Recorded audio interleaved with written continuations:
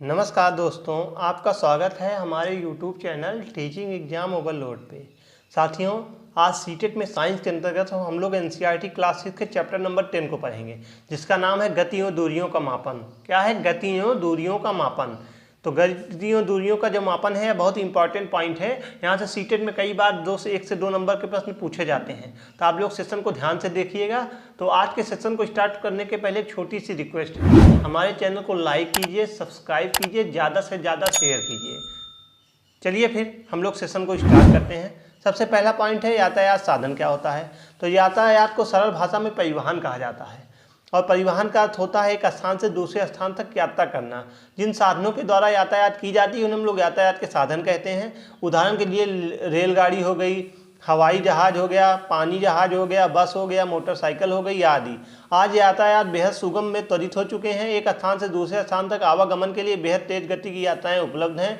कुछ दशक पहले यातायात के लिए बेहद ही सीमित साधन थे, जिसमें यातायात करने का खर्च तथा समय बहुत ही ज़्यादा लगता था। आने जाने के साधन को यातायात कहते हैं, जैसे कि आप लोग फिगर में देख भी रहे होंगे। चाहे आपकी बस हो गई, कार हो गई, ट्रक हो गई, गाड़ियाँ हो गई, बाइक हो गई, स्कूटर हो गई, रिक्शा हो गया, बैलगाड़ी हो गई, टेम्पू हो गई, तो ये सब यातायात के साधन माने गए हैं। आज यातायात की सुविधा फ़ोन के एक क्लिक पर उपलब्ध हो गई है। यातायात को आधुनिक करने के लिए पर्यावरण से भी समझौता किया गया है, अर्थात बड़ी मात्रा में वृक्षों को काटा गया है तथा उनके जगह यातायात के मार्गों का निर्माण किया गया है, जिसके दुष्प्रभाव अक्सर देखे जाते हैं। सड़क परिवहन क्या क्या होता है? सड़क परिवहन के रूप में साइकिल आती है, मोटरसाइकिल, कार, बस, रेलगाड़ी आदि। वायु परिवहन क्या होता है? वायु परिवहन के अंतर्गत हेलीकॉप्टर, जेट विमान, हवाई जहाज आती है। जल परिवहन के अंतर्गत नाव, स्टीमर, पानी जहाज आती है। यातायात के प्रकार कौन कौन से होते हैं? तो यातायात के मुख्यतः 5 भागों में बांटा गया है: जल मार्ग यातायात, थल मार्ग यातायात, हवाई यातायात, रेल यातायात, पाइपलाइन यातायात, अंतरिक्ष यातायात, जिसे भविष्य भी कहते हैं। जल मार्ग क्या होता है? तो यानी पानी की जहाज़ें जो चलती हैं जल मार्ग के द्वारा, उसको हम लोग जल मार्ग यातायात बोलते हैं। जल के रास्तों से किए गए यातायात को जलमार्गी यातायात कहा जाता है। पृथ्वी पर 73% भाग पर जल है, और ज़्यादा वजन के साथ साथ यात्रा करना आकाशीय मार्ग तथा जमीनी मार्ग के यातायात के लिए अनुकूल नहीं होता। इसलिए एक देशों से दूसरे देशों तक व्यापारिक परिवहन के लिए जल मार्गों का उपयोग किया जाता है। जल मार्ग के यातायात में पानी के जहाज इत्यादि साधन आते हैं। थल मार्ग यातायात क्या होता है? तो थल मार्ग यानी थल मार्गी यातायात अर्थात जमीनी रास्तों से किया जाने वाला परिवहन। सबसे ज़्यादा जमीनी मार्गों से ही यातायात को चुना जाता है। जमीनी यातायात के लिए कुछ मानक निश्चित किए गए हैं, जैसे कि नियम के अनुसार वाहन चलाना इत्यादि। कम दूरी के लिए यह अनुकूल है कि मगर लंबी दूरी के लिए अन्य प्रकार के यातायात को चुनना पड़ता है। हवाई यातायात आकाशीय मार्ग से किया जाने वाला यातायात को हम लोग नाभी यातायात कहलाती है। लंबी दूरी से कम समय के साथ या कीमत में थोड़ा अधिक होता है। हवाई यातायात करने के भी कुछ नियम बनाए गए हैं, जैसा कि किसी प्रकार के धातु तथा गैर कानूनी चीज़ों को ले जाना इसमें मनाही होता है। रेल यातायात क्या होता है? तो रेलवे के द्वारा दुनिया की एक बड़ी आबादी सफ़र करती है, और सामान लाने ले जाने के लिए रेल मार्ग का सबसे अच्छा जरिया है। रेल यातायात भारत में सबसे अधिक उपयोग में लिया जाने वाला परिवहन माना गया है। पाइपलाइन यातायात क्या होता है? तो आज यातायात के साधन में सबसे उत्तम नमूने के रूप में पाइपलाइन परिवहन को ले सकते हैं। जहाँ तक हजारों किलोमीटर के केबल परिवहन का जाल बिछा दिया जाता है, वहीं पाइपलाइन परिवहन के उपयोग में बढ़ोतरी हुई है। पाइपलाइन यातायात सभी इंसानों के लिए उपयोग में नहीं लिया जा रहा है। कुछ देश अपनी सैन्य सामग्री को गुप्त रूप से लाने के लिए पाइपलाइन यातायात का उपयोग होता है। अंतरिक्ष तक पैर पसारता यातायात आज सिर्फ जमीन पर तक ही नहीं, अंतरिक्ष तक भी यातायात चल रही है। आज मानो चांद तक पहुंच गया है और वह बसने का इंतजाम करने लगा है। अंतरिक्ष में मौजूद अंतरिक्षयान ईंधन पहुंचाने के लिए ऐसे यातायात की मदद लेनी पड़ती है। मात्रक क्या होता है? तो किसी भी राशि की मात्रा का मान ज्ञात करने के लिए अर्थात उस राशि को मापने के लिए कुछ मानक मान लिया गया है, जिन्हें हम लोग मात्रक कहते हैं। दूसरे शब्दों में भौतिकी राशि जिसके द्वारा मापी गई जाती है उसे हम लोग मात्रक कहते हैं। मापन के एक निश्चित राशि को हम लोग मात्रक कहते हैं। किसी भी राशि का मात्रक अर्थात ऐसा यंत्र या मात्रक जिससे हम उस राशि को मापते हैं, क्योंकि अलग अलग राशियों के लिए अलग अलग मात्रक इस्तेमाल किए जाते हैं। उसका संख्यात्मक मान उस राशि का परिणाम, मतलब इसमें यह पता चल जाता है कि उस राशि में चुने गए मात्रक की मात्रा का कितनी बार इस्तेमाल किया गया है। इसे उदाहरण से समझते हैं। माना कि किसी क्षण की लंबाई 10 मीटर है। उस राशि का परिणाम मतलब यह पता चल जाता है कि उस राशि में चुने गए मात्रक की मात्रा का कितनी बार इस्तेमाल किया गया है। इसे उदाहरण से समझते हैं। माना कि किसी क्षण की लंबाई 10 मीटर है। मान लीजिए किसी क्षण की लंबाई 10 मीटर है, तो मात्रक को आसानी से समझने के लिए दो प्रकारों से विभाजित किया जाता है, एक मूल मात्रक होते हैं, एक व्युत्पन्न मात्रक होता है। मूल मात्रक क्या होते हैं? तो ऐसे भौतिक राशि जो कि अन्य मात्रकों पर निर्भर नहीं करते अर्थात आधारित नहीं होते बल्कि स्वयं से स्वतंत्र होते हैं, मूल मात्रक कहलाते हैं। तो ऐसे भौतिक राशि जो अन्य मात्रकों पर निर्भर नहीं करते अर्थात आधारित नहीं होते बल्कि स्वयं से स्वतंत्र होते हैं, मूल मात्रक कहलाते हैं। उदाहरण के लिए लंबाई का मीटर, तो समय का सेकंड और द्रव्यमान का किलोग्राम इत्यादि मूल मात्रक के उदाहरण माने गए हैं। इसमें लंबाई या दूरी का मूल मात्रक मीटर होता है जिसे हम लोग एम से प्रदर्शित करते हैं। द्रव्यमान का मूल मात्रक किलोग्राम होता है जिसे हम लोग केजी से प्रदर्शित करते हैं। समय का मूल मात्रक सेकंड होता है जिसे हम लोग एस से प्रदर्शित करते हैं। ताप का मूल मात्रक केल्विन होता है जिसे हम लोग के से प्रदर्शित करते हैं। विद्युत धारा का मूल मात्रक एम्पियर होता है जिसे हम लोग ए से प्रदर्शित करते हैं। ज्योति तीव्रता का मूल मात्रक कैंडेला होता है जिसे हम लोग सीडी से प्रदर्शित करते हैं। इस पदार्थ मात्रक का मूल मात्रक मोल होता है जिसे हम लोग मोल से प्रदर्शित करते हैं। तो लंबाई की दूरी का मूल मात्रक क्या होता है? मीटर होता है जिसे हम लोग एम से प्रदर्शित करते हैं। द्रव्यमान का मूल मात्रक किलोग्राम होता है जिसे हम लोग केजी से प्रदर्शित करते हैं। समय का मूल मात्रक सेकंड होता है जिसे हम लोग एस से प्रदर्शित करते हैं। ताप का मूल मात्रक केल्विन होता है जिसे हम लोग के से प्रदर्शित करते हैं। विद्युत धारा का मूल मात्रक एम्पियर होता है जिसे हम लोग ए से प्रदर्शित करते हैं। ज्योति तीव्रता का मूल मात्रक कैंडेला होता है जिसे हम लोग सीडी से प्रदर्शित करते हैं। पदार्थ की मात्रा का मूल मात्रक मोल होता है जिसे हम लोग मोल से प्रदर्शित करते हैं। पूरक मोल मात्रक क्या होता है? तो इसमें तलीय कोण का मूल मात्रक रेडियन होता है जिसे आरडी से प्रदर्शित करते हैं। इसमें धन कोण का मूल मात्रक स्टेरेडियन होता है जिसे एसआरडी से प्रदर्शित करते हैं। व्युत्पन्न मात्रक क्या होता है? जब हम एक या उससे अधिक मूल मात्रकों का उपयोग करके अर्थात मूल मात्रों की कई घाटों का उपयोग करके नए मात्रक बनाते हैं उसे हम लोग व्युत्पन्न मात्रक कहते हैं। उदाहरण के लिए मान लीजिए आपको किसी वस्तु के क्षेत्रफल का मात्रक ज्ञात करना है, परंतु हमें नहीं पता है कि क्षेत्रफल का मात्रक क्या होता है, लेकिन हम जानते हैं कि क्षेत्रफल लंबाई चौड़ाई के गुणनफल के बराबर होता है। तो क्षेत्रफल बराबर क्या होता है? लंबाई गुणे चौड़ाई यानी एल गुणे बी। मात्रक क्या होता है? मात्रक का होता है एम गुणे एम यानी मीटर का स्क्वायर बराबर मीटर का स्क्वायर। ठीक, चलिए हम लोग आगे बढ़ते हैं। इस उदाहरण से पता चलता है कि क्षेत्रफल का मात्रक व्युत्पन्न मात्रक होता है क्योंकि इसका निर्माण मूल मात्रक की सहायता से हुआ है। यहाँ पर हमने लंबाई और चौड़ाई के मूल मात्रक मीटर की सहायता से क्षेत्रफल का मात्रक मीटर स्क्वायर प्राप्त किया। इसी प्रकार से आयतन का मात्रक मीटर क्यूब होता है जिसे लंबाई चौड़ाई ऊंचाई के मात्रक मीटर के 3 बार गुणा करने से प्राप्त होता है। घनत्व का मात्रक किलोग्राम मीटर इत्यादि व्युत्पन्न मात्रक के उदाहरण माने गए हैं। माप के परिणाम क्या होते हैं? संख्या भाग का और मात्रक भाग का। लंबाई मापने के प्राचीन तरीके क्या थे? पैर की लंबाई, अंगुली की चौड़ाई, हाथ की लंबाई, एक कदम की दूरी आदि। लंबाई मापने के आधुनिक तरीके क्या हैं? Millimetre, centimetre, metre, kilometre. संसार के विभिन्न भाग प्रयोग का मात्रक के रूप में। एक गज में कितना फुट होता है?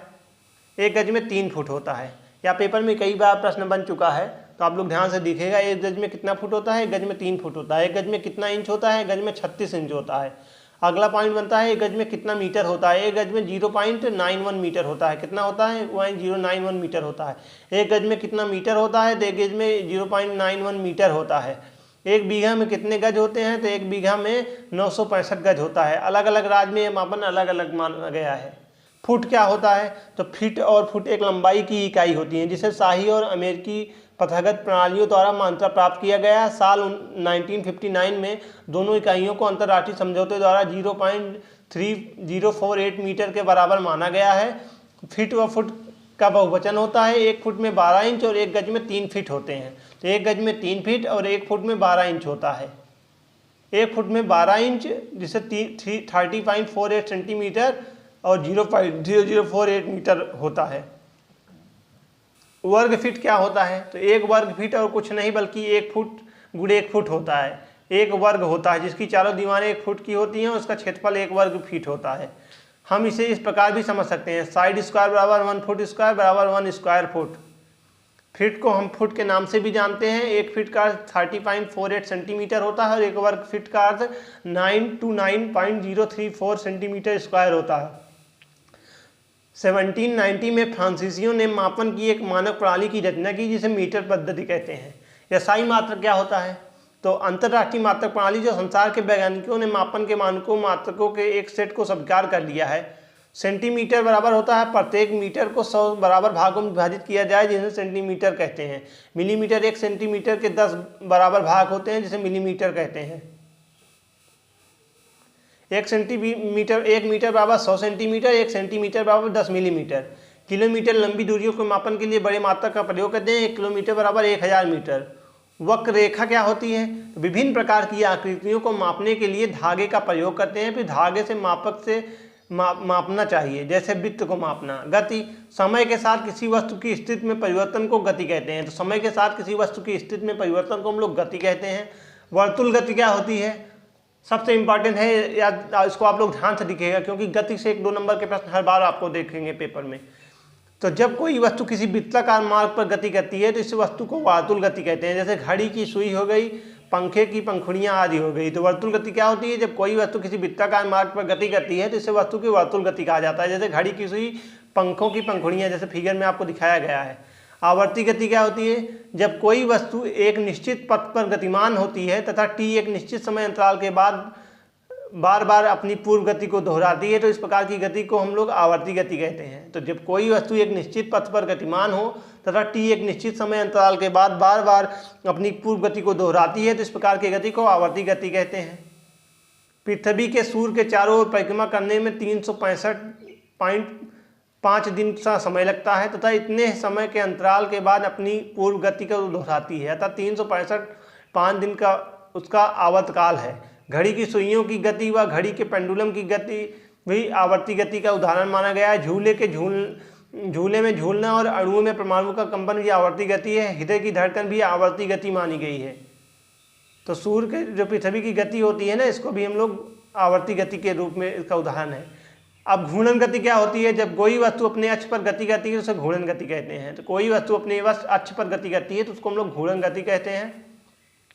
तो उसे घूर्णी गति या रोटेशनल मोशन भी कहा जाता है। यूरल के घूर्णन प्रमेय थ्योरम के अनुसार एक ही समय में एक स्थिर या तय अक्ष के चारों ओर समकालीन घूर्णन असंभव है। अगर एक ही समय में 2 घूर्णन प्रक्रिया हुआ भी तो उनका एक अक्ष बन जाता है। तो इस प्रकार की गति जब अवतरित होती है तो वह घूर्णन अक्ष के सतह के सीधे हो रहा होता है। जैसे एग्जाम्पल के माध्यम से समझते हैं, जैसे फर्राटे की गति हो गई। जब कोई पिंड किसी अक्ष के परिध घूमता हो तो ऐसी गति को हम लोग घूर्णन गति कहते हैं। जैसे पृथ्वी को अपने अक्ष पर घूमना, क्या है? घूर्णन गति है। घूमते हुए लट्टू की गति, तो एक लट्टू जो घूमता रहता है वह चलते हुए पंखे की गति, ये सब क्या है? घूर्णन गति है, अपने अक्ष पर घूमती है। किसी भी अन्य वस्तु की स्थिर अक्ष के चारों ओर की गतिशीलता उसी प्रकार के मुक्त घूर्णन गति की अपेक्षा कहीं बेहतर होता है। घूर्णन गति एक सीधी दिशा में ही हो रही गति के अनुरूप काम करती है। घूर्णन गति तब अवतरित होती है जब कोई वस्तु एक वृत्त के अनुसार सीधी रेखा में भ्रमण करता है। इस रेखा को हम लोग घूर्णन अक्ष कहा जाता है। फिर त्रिज्या सदिश वस्तुओं के सारे अक्ष को होते हुए एक ही समय में समान कोणीय विस्थापन से गुजरती है। चलिए आगे बढ़ते हैं। किसी भी घूर्णन गति को हम 3 कोणीय विस्थापन जो कि 3 आयताकार समूहन x, y, z के हिसाब में रहती हैं मान लेते हैं। उदाहरण के लिए द्रव्यमान केंद्र, पृथ्वी के परिध चंद्रमा द्वारा गति करना, हमारे शरीर के रुधिर का संचरण आदि इसका एग्जाम्पल है। दीप्त वस्तुएं क्या होती हैं?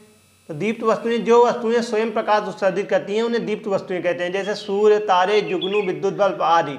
तो जो भी चमकने वाली चीज़ें होती हैं जैसे सूर्य, तारे, जुगनू, विद्युत बल्ब आदि, उनको हम लोग दीप वस्तुएं कहते हैं। जो वस्तुएं स्वयं प्रकाश उत्सर्जित करती हैं उनको हम लोग दीप वस्तुएं कहते हैं। पारदर्शी वस्तुएं क्या कहती हैं? बहुत इंपॉर्टेंट पॉइंट है। पारदर्शी, अपारदर्शी, पारभासी। यहाँ से आपको 1 नंबर का प्रश्न हर बार पेपर में देखने को मिलता है। किसी वस्तु के आर पार देख सकते हैं उस वस्तु को हम लोग पारदर्शी वस्तु कहते हैं। जैसे शीशा, कांच, पानी आदि। तो क्या है? शीशा, पानी, कांच आदि। अपारदर्शी क्या होता है? जैसे ब्लैक बोर्ड हो गया, मेज हो गई, कुर्सी, ये सब इसको अपारदर्शी। पारभासी क्या हो गया? जैसे धुआं आदि हो गया।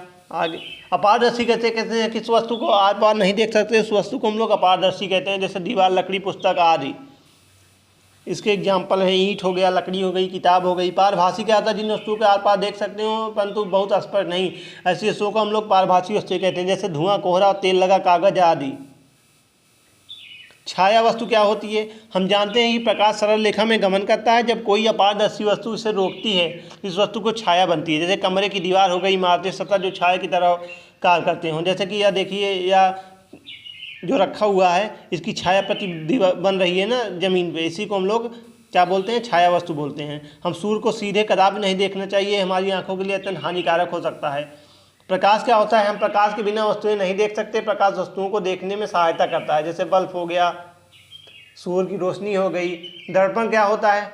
हम वस्तु जिसमें किसी वस्तु का प्रतिबिंब बनता है जब कांच के एक तरफ लेप बना हो, दूसरी तरफ चमकदार दिखता हो, तो उसे हम लोग दर्पण कहते हैं, जिसमें हम किसी की भी छवि को देख सकते हैं। दर्पण एक प्रकाश युक्ति होती है जो प्रकाश के परावर्तन के आधार पर कार्य करती है, दर्पण कहलाता है। दर्पण दो प्रकार के होते हैं, एक आर्ध समतल दर्पण, जिस दर्पण का परावर्तन सतह समतल होती है उसे हम लोग समतल दर्पण कहते हैं। इसका उपयोग घरों और चेहरा देखने के काम में आता है, जिसको हम लोग समतल दर्पण कहते हैं। वस्तु का बिंब ऐसी स्थिति में तथा ऐसे आकार का बनता है कि दर्पण का तल वस्तु और बिंब के संगत बिंदुओं को मिलाने वाले रेखाओं के लंबवत पड़ता है। इसे हम लोग समद्विभाजित करते हैं। वस्तु का कोई भाग दर्पण से जितनी दूर आगे स्थित होता है उसका बिंब दर्पण उतना ही दूर पीछे बनता है। इसके फलस्वरूप बिंब के पास बदले हुए से प्रतीत होते हैं। इस क्रिया को हम लोग पार्श्विक उत्क्रमण यानी लेटरल इन्वर्सन भी कहते हैं। चलिए आगे बढ़ते हैं। बिंब की स्थिति केवल वस्तु और दर्पण की स्थिति पर निर्भर करती है, देखने वाले की स्थिति पर नहीं।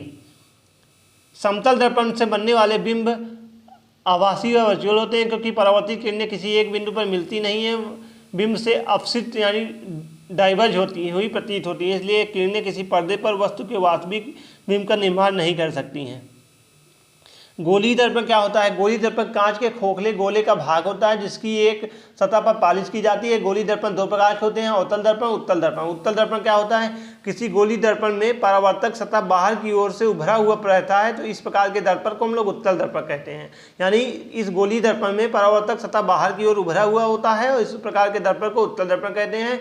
इस प्रकार उत्तल दर्पण की दृष्टि क्षेत्र अधिक होता है, इसलिए इसे ट्रक चालकों या मोटर कारों के चालक के बगल में लगाया जाता है। सड़क में लगे परावर्तक लैंपों में उत्तल दर्पण का प्रयोग किया जाता है। विस्तार क्षेत्र अधिक होने के कारण ये प्रकाश को अत्यधिक क्षेत्र में फैलाते हैं। अवतल दर्पण क्या होता है? तो अवतल दर्पण क्या होता है? इस गोलीय दर्पण में परावर्तक सतह अंदर की ओर उभरा हुआ होता है। इस प्रकार के दर्पण को हम लोग अवतल दर्पण कहते हैं। यदि हम पर्वताकार अवतल दर्पण में फोकस पर कोई छोटा सा बल्ब लगा दें तो इससे निकलने वाली प्रकाश किरणें दर्पण से परावर्तित होकर समांतर स्थित तीव्रता की किरणों में परिवर्तित हो जाती हैं। इसलिए इस दर्पण का उपयोग सर्च लाइट तथा कार की हेडलाइट में किया जाता है। चलिए फिर आज के सेशन को हम लोग यहीं समाप्त करते हैं। मैं आशा करता हूँ यह सेशन आपको आसानी से समझ में आया होगा। ऐसे ही सेशन देखने के लिए हमारे चैनल के साथ जुड़े रहिए। हमारे चैनल को लाइक कीजिए, सब्सक्राइब कीजिए, ज़्यादा से ज़्यादा शेयर कीजिए तथा क्लासेज की नोट्स और PDF प्राप्त करना चाहते हैं तो डिस्क्रिप्शन बॉक्स में टेलीग्राम का लिंक दिया हूँ, आप लोग उससे जुड़ जाइए। वहीं पर क्लासेज की नोट्स PDF सब वहीं आपको प्रोवाइड की जाती हैं। चलिए फिर कल फिर मिलते हैं किसी नए सेशन के साथ। तब तक के लिए धन्यवाद।